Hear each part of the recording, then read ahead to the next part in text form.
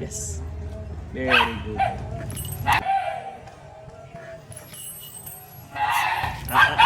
No. Kita nyo naman yun mga kamilo, munti ka na ako makagat. Buti na lang mabilis tayo. Kapag ganun yung ginawa ng aso nila, natatakot na sila. Take note, huwag nyo basta gagayahin itong ginagawa ko. Ulit ko, kapag ginanon tayo ng aso natin, ini-snap tayo, natatakot na tayo. Kaya lalong nagiging mayabang yung mga aso. Ganito po diskarte ko. Itong Milo and Friends Magic Leash natin na yan, is parang kamay natin yan. Ganito muna. Sit, stay. Kapag nakita ko tong aso natin, hindi nangangagat, isasabay ko yun kamay ko. Ayan. Hanggang magawa ko ulit yan. Alam nyo kasi tong asong to, walang tiwala to. Tsaka kakarating lang nito kahapon. Stay. Tapos niluluwag-luwagan ko yung tali. Ulitin natin ha.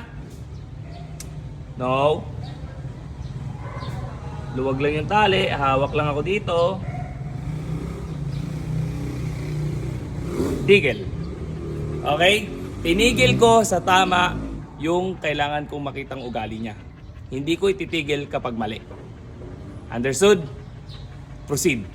Hello ma'am, sir. Good morning. Ito po yung dog nyo, no? Ayan. Ang problema dito sa dog nyo, sobrang pulling, oh. So, hindi ko alam kung ganyan yung way ng walking niya sa inyo, no? Sobrang pulling. So, kailangan na ito, ma'am. Masanay talaga sa proper walking. Sa proper walking na.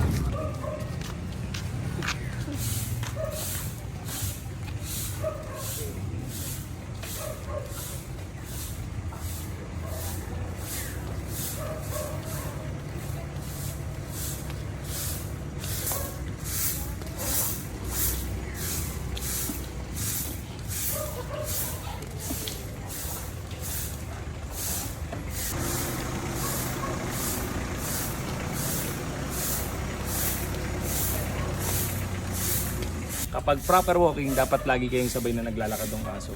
Hindi kanya kinakaladkad. Okay? Come.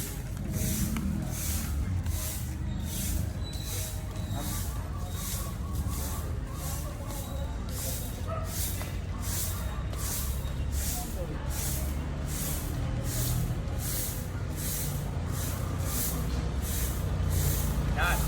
Yan.